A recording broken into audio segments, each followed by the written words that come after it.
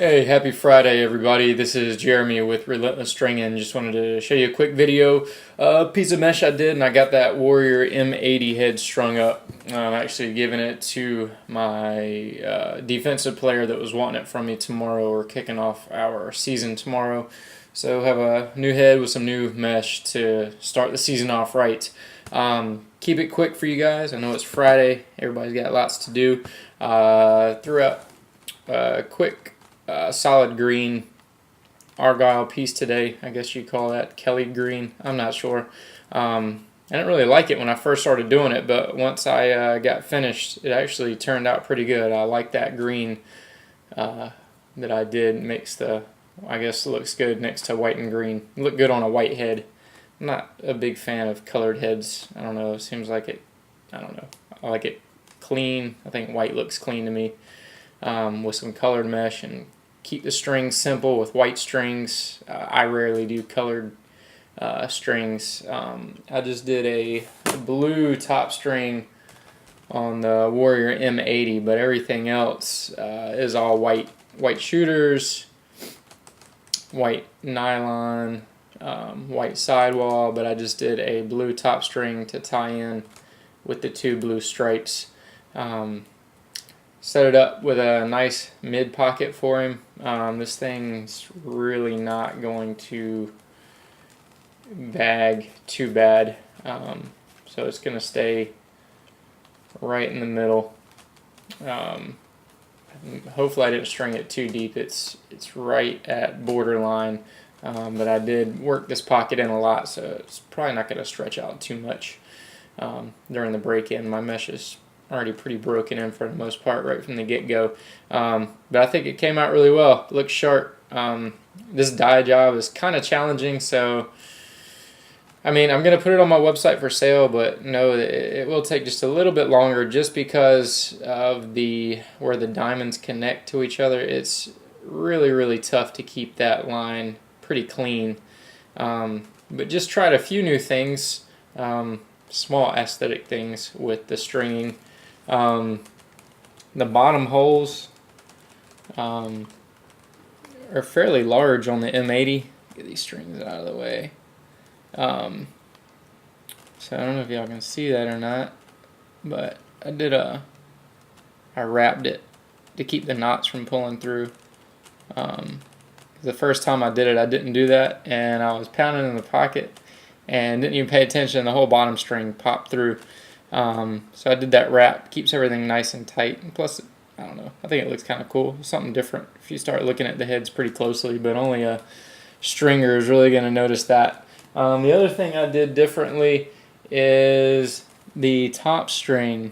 Normally, when I do my triangle top, that blue, or the blue string, triangle string, goes around a little differently. I don't know how to explain it. I'll grab another head so you can see what I'm talking about. But this is typically how I do my bottom string. You see how the loop around goes on the top of the mesh, whereas this one, the loop is inside the mesh. I don't know. Just changed it up a little differently. I like the way it looks. I don't know. Personal preference. You guys may not like it. I think it looked kind of cool. I was just messing around and thought I would try it.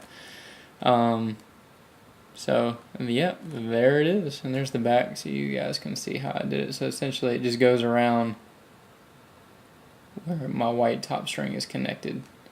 But just subtle differences like that sometimes can look kind of cool. But again, here's the M80. Came out great. Threw around with it. Throws great. I did a 6 diamond U.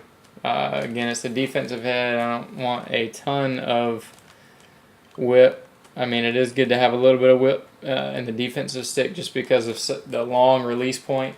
And he's one of my bigger defensemen, so he can chunk it the entire length of the field if he has to.